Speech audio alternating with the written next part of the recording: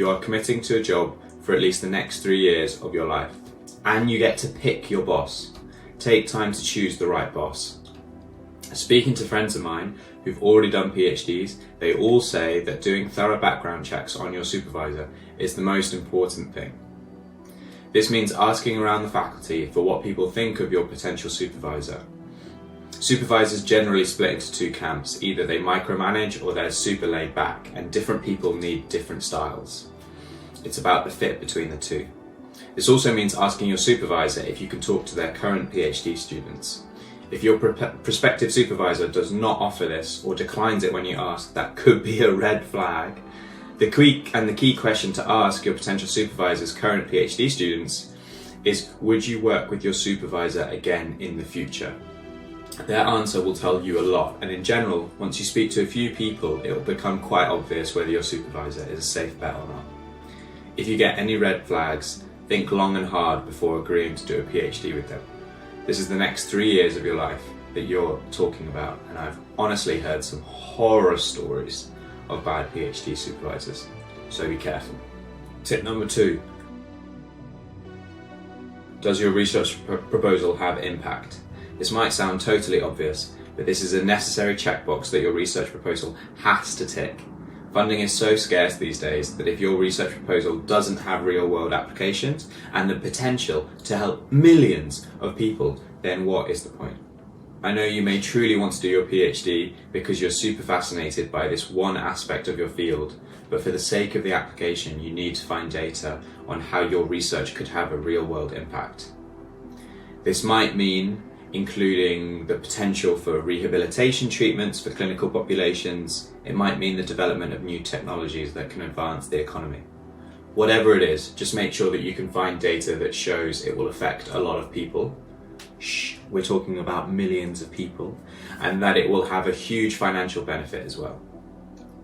Remember, it's very likely that what you eventually end up researching during your PhD will be quite different to what your research proposal says. Your research proposal is just your way of showing how you think about solving a real-world problem with research. The faculty reading your application will want to see that you have a practical, real-world perspective to how you approach research.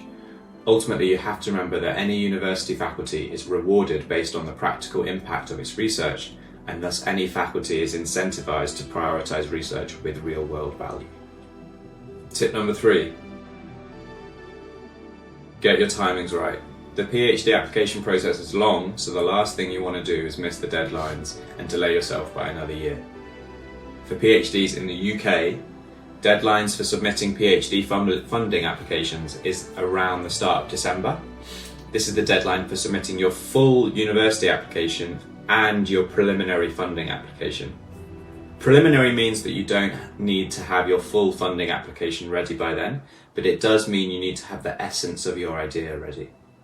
However, because the preliminary funding application is also conditional on you also having submitted your university application, which details your research proposal, this does kind of mean that you have to have done the majority of your research proposal mapped out already. To put it simply, if you're applying directly for a PhD in the UK and you want to be eligible for funding, then by the end of November, you need to have, number 1, found a supervisor, number 2, written your research proposal, number 3, written a preliminary funding application, and number 4, submitted your university application. Okay, tip number 4. Research your interviewer's research experience. This is super important. If you're successful in your PhD application, then your interviewers are most likely to be your future colleagues. Show an interest in what work they've already done and what their research specialties are. It's also smart to understand how their research experience overlaps with what you're proposing to do in your research. For example, one of my interviewers in my interview was a world-leading expert in the area I was interested in. So there were times in my answers where I would literally reference their papers to show them that I know that they know more than me. Who your interviewers are is not luck. There's a high probability that the faculty will choose people who have an in-depth knowledge of your field of research. So it's a wise move to know what they've been up to. Are they still researching today? Do they run a lab? Or do they spend most of their time teaching nowadays? Which were their most influential papers? And in their papers, what do they recommend for future research? Does your PhD proposal speak to any of those recommendations for future research? You might literally only mention their research once or not even at all, but it's better to have prepared and know what their research expertise is than go on in blind and potentially make yourself look like a fool. Remember, plans are useless, but planning is essential. Tip number 5.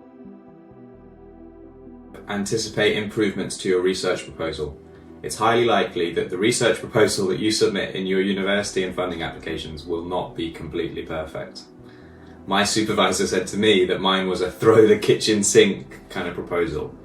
Essentially, I tried to pack as much as I could into my original plan because I felt like this was my one shot, so I wanted to cover as much ground as possible. Apparently, this is very common for a lot of PhD students at the start of their journey. And what this meant for me was that as soon as I found out that I had an interview, I started figuring out how I could simplify my research proposal. Simplifying my proposed design and splitting out my project into multiple sequential experiments proved to be incredibly useful. In my interview, the interviewers commented on how complex my original proposal was and asked how I would simplify this. Thankfully, I had anticipated for this and had several improvements for how I would simplify my design. Acknowledging that your research proposal is not the finished article is pivotal for successful interview performance. And tip number 6, be humble in your interview and accept that you need help. You're not meant to be an accomplished researcher by the time you start your PhD, so don't pretend to be one. For me, I acknowledged that I needed help simplifying my experimental design, and I also acknowledged that I needed skilling up in the fundamentals of computational neuroscience.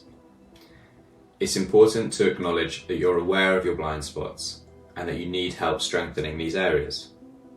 Most of all, your interviewers want to see that you're coachable. And that's it. Those are the top application tips that got me into UCL's Cognitive Neuroscience PhD program. Number 1, choose your supervisor wisely. 2, does your research proposal have impact? 3, get your timings right. 4, research your interviewer's research experience. 5, anticipate improvements to your research proposal. And 6, be humble in your interview and accept you need help. Thanks for watching. See you soon.